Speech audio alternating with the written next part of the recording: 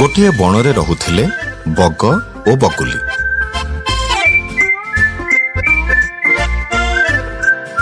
ସେ ଦୁହିଁଙ୍କ ଭିତରେ ବହୁତ ଭଲ ପାଇବା ଥିଲା। ବଗ ଖାଦ୍ୟ ସଂଗ୍ରହ ପାଇଁ ଗଲାବେଳେ ବଗୁଲି ଦିନସାରା ତାର ବାଟ ଚାହିଁ ରହୁଥିଲା।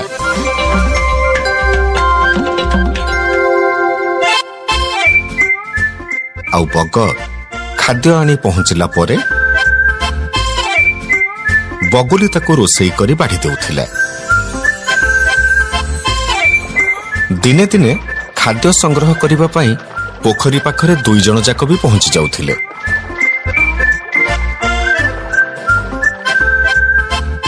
ଏମିତି କିଛି ଦିନ ବିତିଯିବା ପରେ ବଗୁଲି ହେଲା ଗର୍ଭବତୀ। ବଗର ତ ଖୁସି କହିଲେ ନ ସରେ। କିନ୍ତୁ ବଗୁଲିକୁ ଗୋଟିଏ ରୋଗ ହେଲା। କିଛି ଦିନ ପରେ ବଗୁଲିଟି ମରିଗଲା। ବଗୁଲି ମରିଯିବା ପରେ ବଗ ବଡ଼ ଦୁଃଖରେ ଭାଙ୍ଗି ପଡ଼ିଲା। ଗଛରେ ମୁଣ୍ଡ ପିଟି ପିଟି ତା ମୁଣ୍ଡ ଚନ୍ଦା ହେଇଗଲା।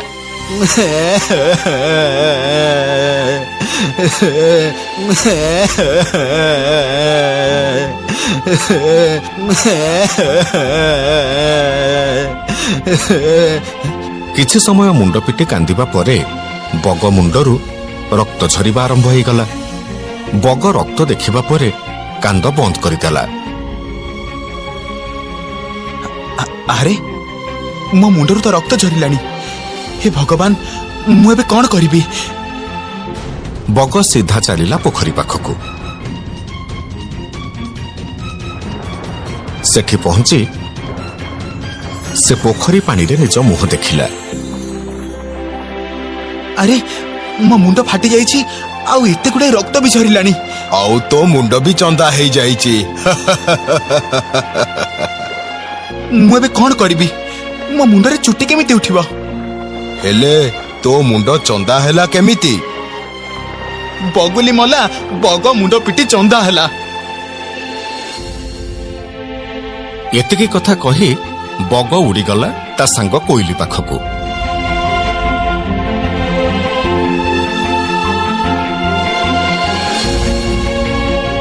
କୋଇଲି ଥିଲା ତାର ଅତି ଅନ୍ତରଙ୍ଗ ସାଙ୍ଗ। ସେ ଗୋଟିଏ ପଡ଼ିଆରେ ବସିଥିଲା। ବଗ ତା ପାଖରେ ପହଞ୍ଚି ତାକୁ କହିଲା, ଜାଣିଲ ମୈତ୍ର, କାଲି ରାତିରେ ବଗୁଲି ମରିଗଲା। ହେଲେ ତମର ଏମିତି ଅବସ୍ଥା କେମିତି ହେଲା? ବଗୁଲି ମଲା, ବଗ ମୁଣ୍ଡ ପିଟି ଚନ୍ଦା ହେଲା। ବଗୁଲିର କଥା ଶୁଣି କୋଇଲି ବହୁତ ହସିଲା, ଆଉ ବଣର ଅନ୍ୟ ପକ୍ଷୀମାନଙ୍କୁ ବି ଡାକିଲା। ବଣରେ ରହୁଥିବା ସବୁ ପକ୍ଷୀ ଆସି ପହଞ୍ଚିଲେ। ଦେଖ ଭାଇ ମାନେ, ବଗ ଭାଇ ଚନ୍ଦା, ଚୁଟି ନାହିଁ ମୁଣ୍ଡରେ।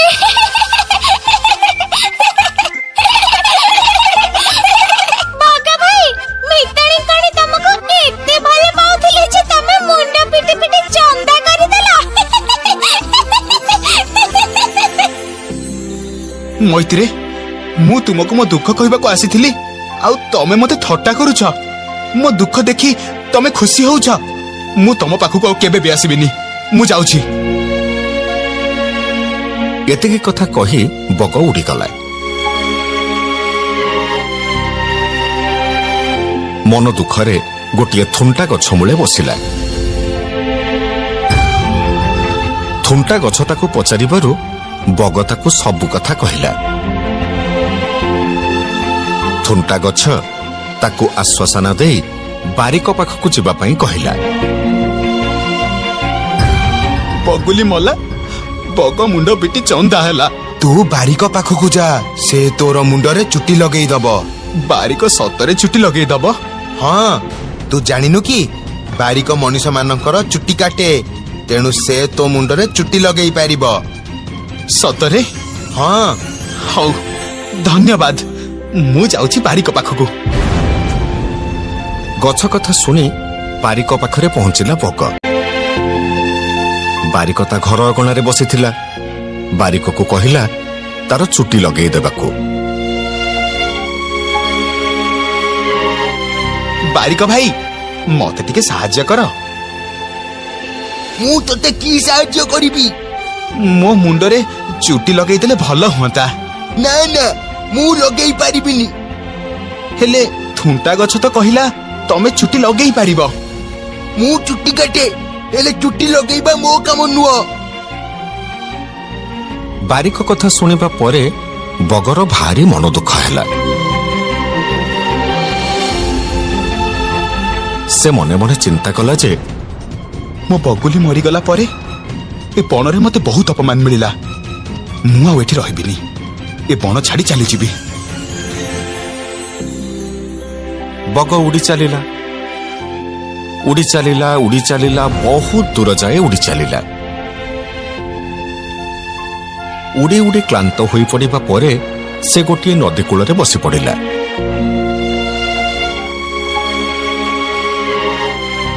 ସେଠୁ ପାଣି ବି ପିଇଲା।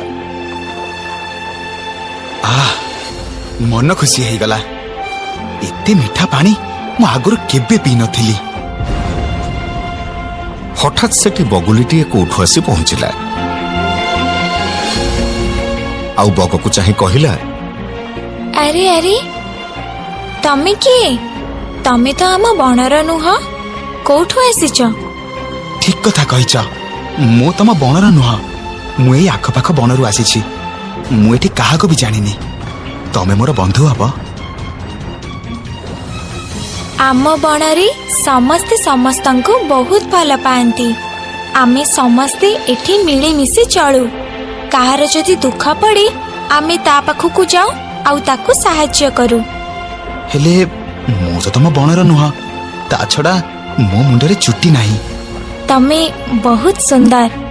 ମୋର ତ ଚୁଟି ନାହିଁ, ମୁଁ ସୁନ୍ଦର ହେଲି କେମିତି?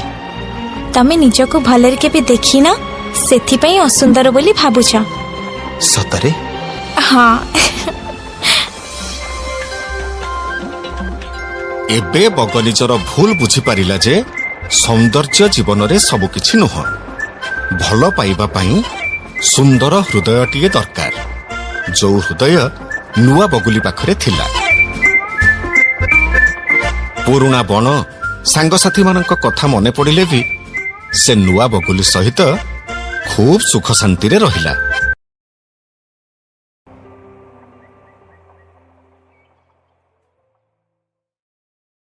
ଗୋଟିଏ ବଣରେ ରହୁଥିଲେ ବଗ ଓ ବଗୁଲି।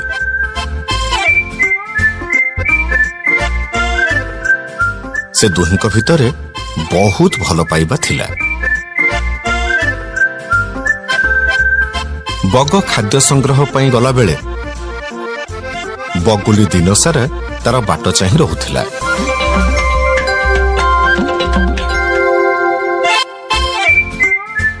ଆଉ ବଗ ଖାଦ୍ୟ ଆଣି ପହଞ୍ଚିଲା ପରେ ବଗୁଲି ତାକୁ ରୋଷେଇ କରି ବାଢ଼ି ଦେଉଥିଲା। ଦିନେ ଦିନେ ଖାଦ୍ୟ ସଂଗ୍ରହ କରିବା ପାଇଁ ପୋଖରୀ ପାଖରେ 2 ଜଣ ଯାକ ବି ପହଞ୍ଚି ଯାଉଥିଲେ।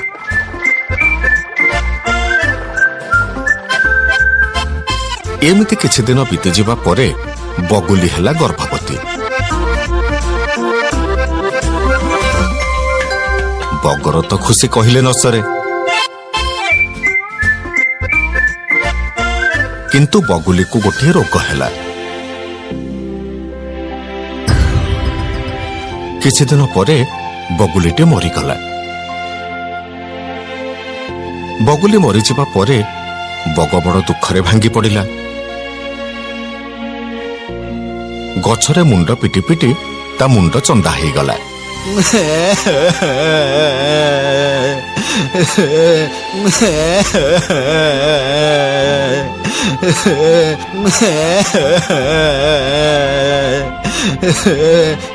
କିଛି ସମୟ ମୁଣ୍ଡ ପିଟି କାନ୍ଦିବା ପରେ ବଗ ମୁଣ୍ଡରୁ ରକ୍ତ ଝରିବା ଆରମ୍ଭ ହେଇଗଲା। ବଗ ରକ୍ତ ଦେଖିବା ପରେ କାନ୍ଦ ବନ୍ଦ କରିଦେଲା। ଆରେ ମୋ ମୁଣ୍ଡରୁ ତ ରକ୍ତ ଝରିଲାଣି। ହେ ଭଗବାନ, ମୁଁ ଏବେ କଣ କରିବି? ବଗ ସିଧା ଚାଲିଲା ପୋଖରୀ ପାଖକୁ। ସେଠି ପହଞ୍ଚି ସେ ପୋଖରୀ ପାଣିରେ ନିଜ ମୁହଁ ଦେଖିଲା। ଆରେ ମୋ ମୁଣ୍ଡ ଫାଟି ଯାଇଛି ଆଉ ଏତେ ଗୁଡାଏ ରକ୍ତ ବି ଝରିଲାଣି। ଆଉ ତୋ ମୁଣ୍ଡ ବି ଚନ୍ଦା ହେଇଯାଇଛି। ମୁଁ ଏବେ କଣ କରିବି? ମୋ ମୁଣ୍ଡରେ ଚୁଟି କେମିତି ଉଠିବ? ହେଲେ ତୋ ମୁଣ୍ଡ ଚନ୍ଦା ହେଲା କେମିତି? ବଗୁଲି ମଲା, ବଗ ମୁଣ୍ଡ ପିଟି ଚନ୍ଦା ହେଲା। ଏତିକି କଥା କହି ବଗ ଉଡ଼ିଗଲା ତା ସାଙ୍ଗ କୋଇଲି ପାଖକୁ।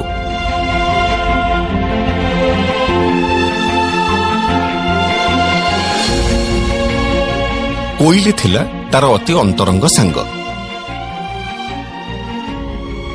ସେ ଗୋଟିଏ ପଡ଼ିଆରେ ବସିଥିଲା। ବଗ ତା ପାଖରେ ପହଞ୍ଚି ତାକୁ କହିଲା, ଜାଣିଲ ମୈତ୍ର, କାଲି ରାତିରେ ବଗୁଲି ମରିଗଲା। ହେଲେ ତମର ଏମିତି ଅବସ୍ଥା କେମିତି ହେଲା? ବଗୁଲି ମଲା, ବଗ ମୁଣ୍ଡ ପିଟି ଚନ୍ଦା ହେଲା। ବଗୁଲିର କଥା ଶୁଣି କୋଇଲି ବହୁତ ହସିଲା ଆଉ ବଣର ଅନ୍ୟ ପକ୍ଷୀମାନଙ୍କୁ ବି ଡାକିଲା। ବଣରେ ରହୁଥିବା ସବୁ ପକ୍ଷୀ ଆସି ପହଞ୍ଚିଲେ। ଦେଖ ଭାଇ ମାନେ, ବଗ ଭାଇ ଚନ୍ଦା, ଚୁଟି ନାହିଁ ମୁଣ୍ଡରେ।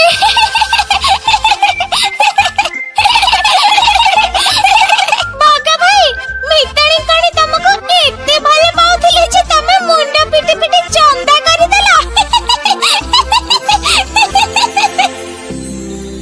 ମୈତ୍ରୀ, ମୁଁ ତୁମକୁ ମୋ ଦୁଃଖ କହିବାକୁ ଆସିଥିଲି ଆଉ ତମେ ମତେ ଥଟ୍ଟା କରୁଛ। ମୋ ଦୁଃଖ ଦେଖି ତମେ ଖୁସି ହଉଛ। ମୁଁ ତମ ପାଖକୁ ଆଉ କେବେ ବି ଆସିବିନି। ମୁଁ ଯାଉଛି। ଏତିକି କଥା କହି ବଗ ଉଡ଼ିଗଲା। ମନ ଦୁଃଖରେ ଗୋଟିଏ ଥୁଣ୍ଟା ଗଛ ମୂଳେ ବସିଲା। ଥୁଣ୍ଟା ଗଛ ତାକୁ ପଚାରିବାରୁ ବଗ ତାକୁ ସବୁ କଥା କହିଲା। ଥୁଣ୍ଟା ଗଛ ତାକୁ ଆଶ୍ୱାସନା ଦେଇ ବାରିକ ପାଖକୁ ଯିବା ପାଇଁ କହିଲା। ବଗୁଲି ମଲା, ବଗ ମୁଣ୍ଡ ପିଟି ଚନ୍ଦା ହେଲା। ତୁ ବାରିକ ପାଖକୁ ଯା, ସେ ତୋର ମୁଣ୍ଡରେ ଚୁଟି ଲଗେଇ ଦବ। ବାରିକ ସତରେ ଚୁଟି ଲଗେଇ ଦବ? ହଁ, ତୁ ଜାଣିନୁ କି ବାରିକ ମଣିଷ ମାନଙ୍କର ଚୁଟି କାଟେ, ତେଣୁ ସେ ତୋ ମୁଣ୍ଡରେ ଚୁଟି ଲଗେଇ ପାରିବ। ସତରେ? ହଁ। ହଉ, ଧନ୍ୟବାଦ। ମୁଁ ଯାଉଛି ବାରିକ ପାଖକୁ। ଗଛ କଥା ଶୁଣି ବାରିକ ପାଖରେ ପହଞ୍ଚିଲା ବଗ।